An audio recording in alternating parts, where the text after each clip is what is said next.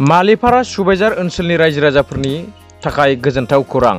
लेड' बाजारनिफ्राय हाग्रामा दालांसिम बारस'ग्रा औवानि दालांखौ दिनै बेखेवबाय। गुबुन गुबुन बोसोरफोरनि बादिनो देग्लायबो लेड' बाजारनिफ्राय हाग्रामा दालांसिम बारस'लांनाय लामानि माख्रा दैमानि सायाव जांख्रिखां क्लाबनि बानजायनाय औवानि दालांखौ दिनै बिजिनि जिल्ला बिपिएफ लाइमोन गांखंनि लोगो आफादगिरि डिम्बिश्वर बर'नि आखाइजों बेखेवनानै होबाय। लेड' बाजार जांख्रिखां क्लाबनि बोसोनगिरि अजय मुसाहारिया फोरमायनाय बादिब्ला बे दालाङा औवानिब्लाबो गोबां रायजो राजानि थाखाय जोबोद गोनांथार। सापागुरि बङाइफारसे स्कुल कलेज फरायनाय फरायसाफोर, मैगं थाइगं बेफारिफोर आरो गोबां रायजो राजाफोरनि थांलाय फैलाय खालामनायाव गोबां गोनांथार होनना फोरमायदों। ओजोंहाय बेखेवगिरि डिम्बिश्वर बर'आ रायजो राजानि गोनांथिखौ बुजिनानै जांख्रिखां क्लाबा बेबायदि औवानि दालां बानायना होनायखौ साबायखर बावदों। गिबियावनो खुलुमनाय थाबाय साफ्रोमबो बे चेनेलखौ नायगिरि आरो रायजो राजा नोंथांमोननिसिम। दा जोंहा खोब मोनसे मोजां खौरां, बे जोंहा लेड' बाजार होननाय मोनसे जायगा, बे हाग्रामा ब्रिज खाथियावनो। दा बेहाय मोनसे बेम्बु ब्रिज, बे बेम्बु ब्रिजआ दिनै जोंहा जोंनि दोलोनि बा आंनि आखाइजोंनो बेखेवनाय जाहैबाय। थिग बे रोखोमनि थांनाय बोसोरावबो एखे हाबाफारिखौ आंनो मावफैनो मोन्दोंमोन, बेखेवनो मोन्दोंमोन। दा बे हिसाबै आं गावखौनो गाव गोजोननाय मोन्दों। आरो बे मोनसे जोंनि ओनसोलनि बा जोंनि सुबाइजार ओनसोलनि मालिपारा, जेरै मंगलियान, ओजोंहाय जोंहा एकदमबारे चौधुरिपारानिफ्राय लानानै एन्टायार जोंनि सुबाइजार समस्तिनि मोनसे बिराद गोनांथार दालां बियो।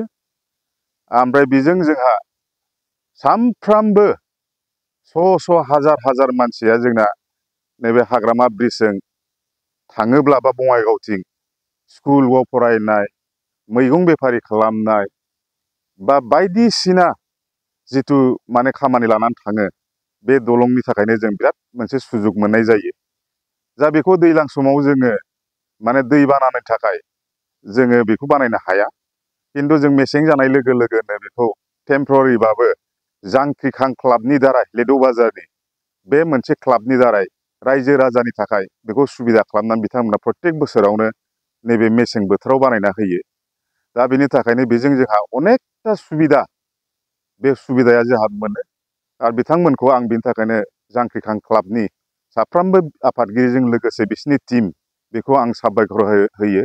बिथांमोना जाहाथे मानसिनि समाजनि जिथु वेलफेयार हाबा मावनाय, बे अराय जोंनि नोजोराव नुजाथिदों आरो बिथांमोना बिदिनो आवगायलांबाय थानो हाथों, सुबुं माहारिनि थाखाय मोजां खामानि मावनायनि बेखिनि। औ, बियो गोबाव समनिफ्रायनो। दा जोंहा जाहैबाय माने थांनाय बोसोरबा 5 बोसोराव दा UPPL सरखार दङमोन, बिथांमोना मा खारनाव बे दलंखौ नायस'नासै बा मावफुंनो हायासै जों बेखौ बुंनो हाला। दा जों दुसिनानैबो लाब गैया।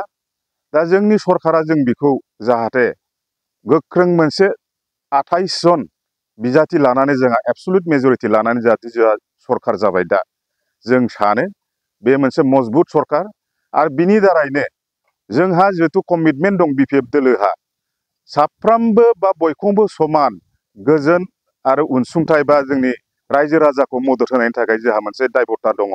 दा बेखौ निस्सय जोंबो दोलोनि जानानै जोंनि बिपिएफनि चिफ बा बड'लेण्डनि चिफ मान होनो गोनां हाग्रामा महिलारि सारनि सिगाङाव जोङो बे गोनांथिखौ जोङो निस्सय दैथायहैगोन आरो बिथाङा निस्सय जोंनि थाखाय मावना होगोन, आंहा बेखौ आसाबादि। दिनै 22 अक्ट', बेहाय जोङो बे खानामाख्रा दैनि सायाव जि औवानि दालां, बे औवानि दालांखौ लुफुंनो हाबाय। दिनैनिफ्राय जोंनि मंगलियान प्राइमारि, मालिपारा प्राइमारि, सुबाइजार प्राइमारि जेसेबां रायजो राजाफोर दङ बा स्कुलाव थांग्राफोर दङ, बेफार बानिज्यफोर थांग्राफोर दङ, बिथांमोना बे लामाजों हान्थिनो हासिगोन दिनैनिफ्रायनो। लोगोसे आङो सारमोननिसिम मोनसे खावलायहरनो लुबैदों, जायफ्रा माने दा गोदान बिबानाव दङ, अननानै जों इसेबां बोसोर बे दैनि सायाव सरखारनिफ्राय जेबो अनसुंथाइ मोनाखै। फैबाय थानाय समफ्राव निस्सय जोंनि बे मोनथाम प्राइमारिनि जि रायजो राजाफोर दङ, बिथांमोननि मोजांनि थाखाय बे दैनि सायाव पाखानि ब्रिज बा दालांखौ लुफुंना होगोन होननानै आङो जायगानि जानानै जायगानिफ्राय सारमोननिसिम खावलायहरग्रोबाय। अक्ट'बर बे दिनखालि शुभ दिन आंनि थाखाय खुब खाफाल गोनां दिन जे बे फुटब्रिज एबा औवानि दालांखौ प्रत्येक बोसोरावनो बानायनाय जायो आरो बिनि असिलायैनो दिनैनि बे आफादखौ बा हाबाफारिखौ सामलायनाय आफादगिरि लोगोसे जोंनि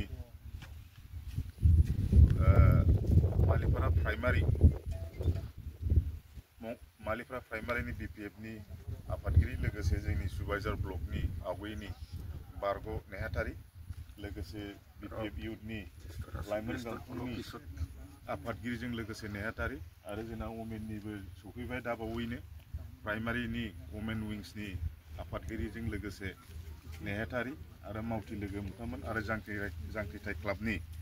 जांख्रिखां क्लाबनि साफ्रोमबो दैदेनगिरि मावथि आरो बे ओनसोलनि रायजो राजा नोंथांमोन। दा थिग बे रोखोमै आं गिबियावनो बेखायनो जांख्रिखां क्लाबनि साफ्रोमबो दैदेनगिरि बिथांमोनखौ बे सुबिदा रायजो राजानि होनायनि थाखाय